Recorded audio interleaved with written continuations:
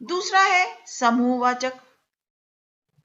वे संज्ञा शब्द जो किसी समूह या समुदाय का बोध करवाते हैं उन्हें समूहवाचक संज्ञा कहते हैं, जैसे परिवार, कक्षा, सेना, दल, जनता, भीड़। यहां पर हम परिवार की बात कर रहे हैं, कक्षा की बात कर रहे हैं, जिनमें इनमें सभी में देखिए आप एक पूरा समूह आ जाता है, व्यक्तियों का पूरा समूह आ जाता है।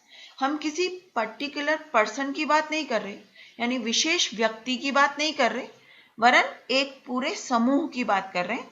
तो इसलिए यह संज्ञा, ये सभी शब्द समूहवाचक संज्ञा कहलाते हैं।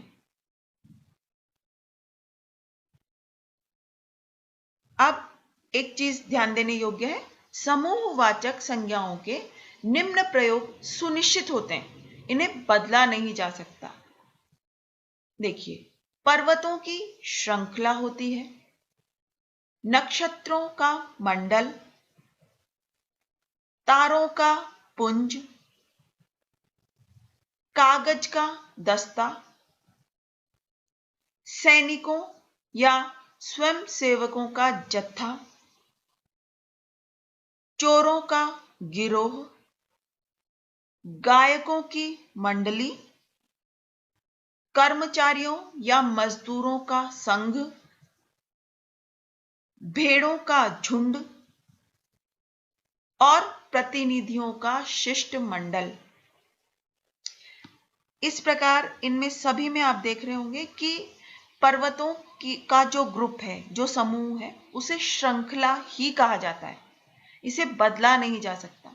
इसी प्रकार नक्षत्रों के समूह को मंडल कहा जाता है, तारों के समूह को पुंज कहा जाता है, कागज जो एक समूह में, यानी बहुत सारे जब कागज हैं, उन्हें दस्ता कहा जाता है, सैनिकों या स्वयंसेवकों का समूह उसे जत्था कहा जाता है, चोरों का जो समूह है उसे गिरोह कहा जाता है, गायकों की मंडली कही जाती है, कर्मचारियों या मजदूरों का जो समूह होता है उसे एक संघ कहा जाता है, भेड़ों के समूह को झुंड कहा जाता है और प्रतिनिधियों का जो समूह है उसे शिष्टमंडल कहा जाता है।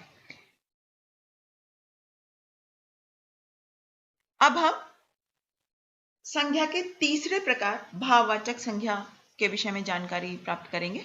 भाववाचक संज्ञा जिन संज्ञा शब्दों से किसी व्यक्ति या वस्तु के गुण, शील, दशा, अवस्था, दोष, धर्म आदि का बोध होता है, उन्हें भाववाचक संज्ञा कहते हैं। जैसे बुढ़ापा, यह अवस्था को दिखाता है, बुढ़ापा, इसलिए यह भाववाचक संज्ञा है। अच्छाई, यह गुण को दिखाता है, इसलिए यह भाववाचक संज्ञा है। सफलता और धैर्य,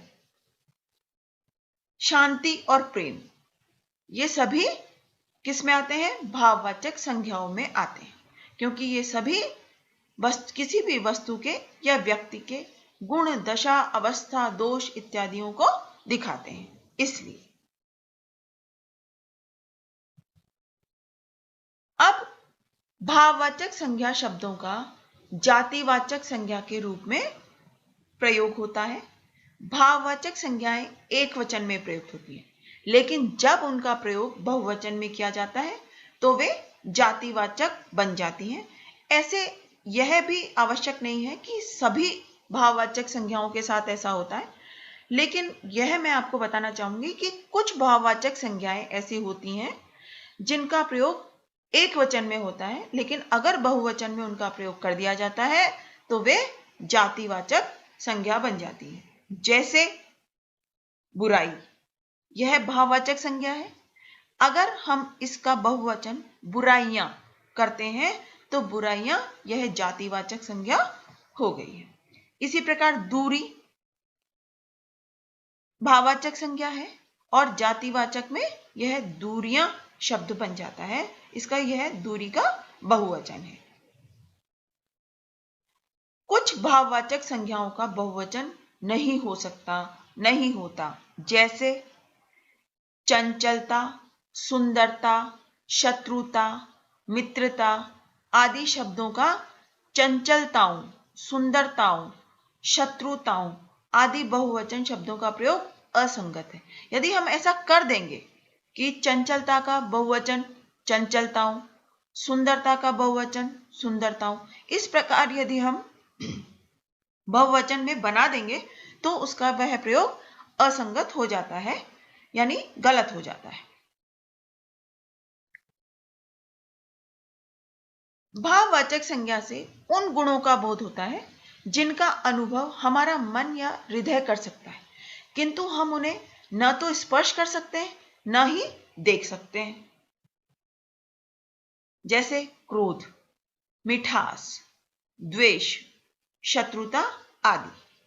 ये सभी जो है इन गुणों का हमें बोध होता है। कैसे?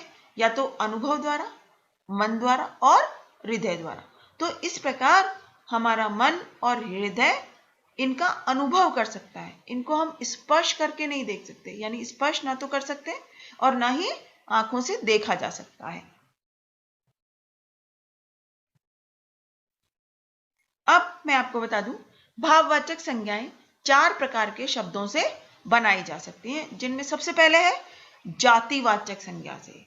जातिवाचक संज्ञा शब्दों से भाववाचक संज्ञा बनाई जा सकती है। जैसे मनुष्य जातिवाचक संज्ञा है, भाववाचक में बन गया मनुष्यता। मित्र से बना मित्रता, देव से बना देवत्व, नेता से बना नेतृत्व,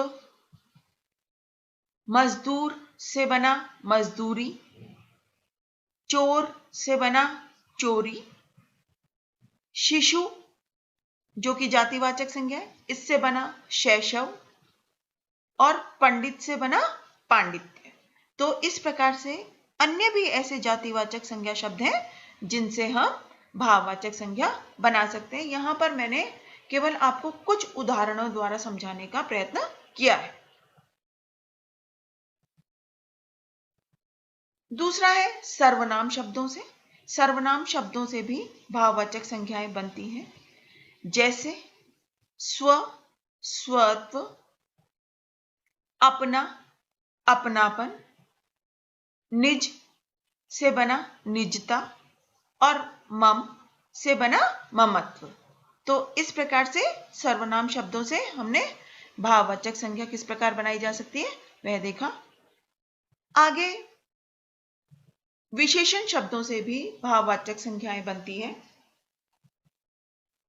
जैसे चौड़ा विशेषण है, उससे भाववाचक संज्ञा बनी चौड़ाई। गहरा भाववाचक में बना गहराई। वीर भाववाचक में बना वीरता। लघु भाववाचक में बना लघुता। चालाक भाववाचक संज्ञा बनी चालाकी। खट्टा भाववाचक संज्ञा बनी खटास। विद्वान से भाववाचक संज्ञा बनी विद्वत्ता। और आलसी से भाववाचक संज्ञा बनी आलस्य। तो इस प्रकार ये सभी जो आप देख रहे हैं, चौड़ा, वीर, चालाक, विद्वान, गहरा, लघु, खट्टा, आलसी, ये सभी विशेषण है जिनसे हमने ये सभी भाववाचक संज्ञाएं बनाई है। अब है चौथा, क्रिया शब्दों से भाववाचक संज्ञा किस प्रकार बनाई जा सकती है।